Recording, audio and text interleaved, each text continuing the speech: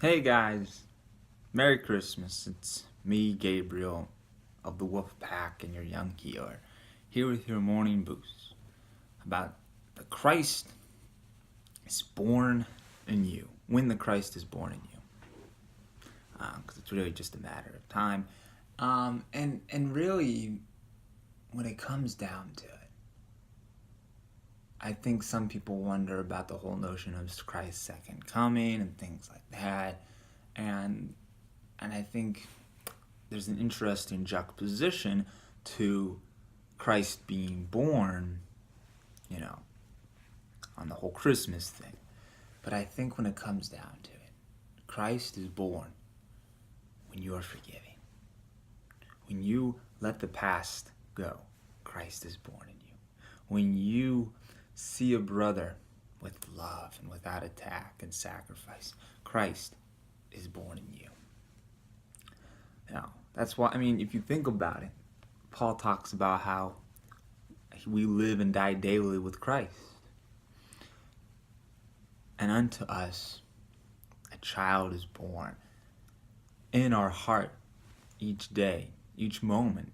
It can take even a minute, even less. Let's say you've been going down a way that of attack and sacrifice and conflict and pain and suffering. And even in just a moment, less than a minute, that Christ can be born in you and you can let the past go. But you gotta let it go.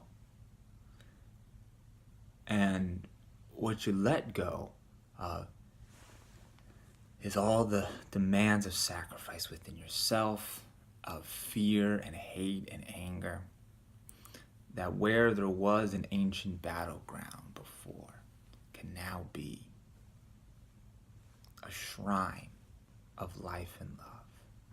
For that is the holiest of all spots on earth, where there was an ancient battleground, but now an altar of peace.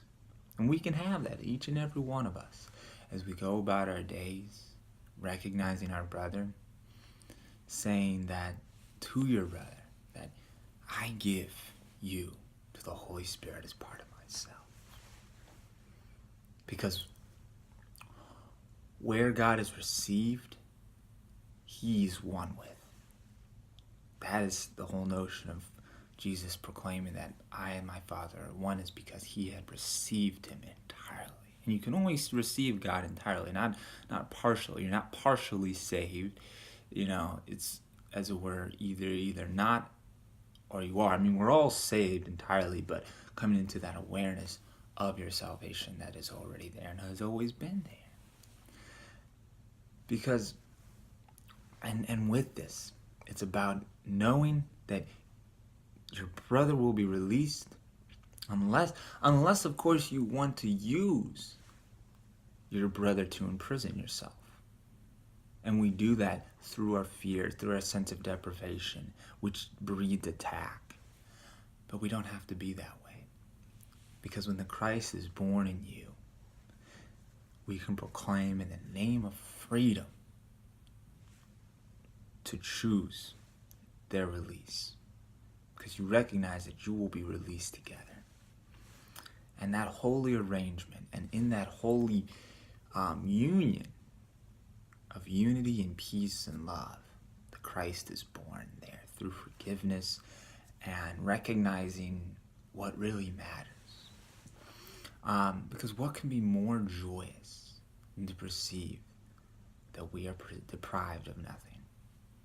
I know that for me, recognizing that truth helps me recognize that whether or not certain things come into fruition, it won't change the fact that you're always going to be His son, and that God will always be your Father. And He is most pleased in all that we do. So hold that in your heart, my friends, as we celebrate this time of Christmas, and more than this time of Christmas, this new year.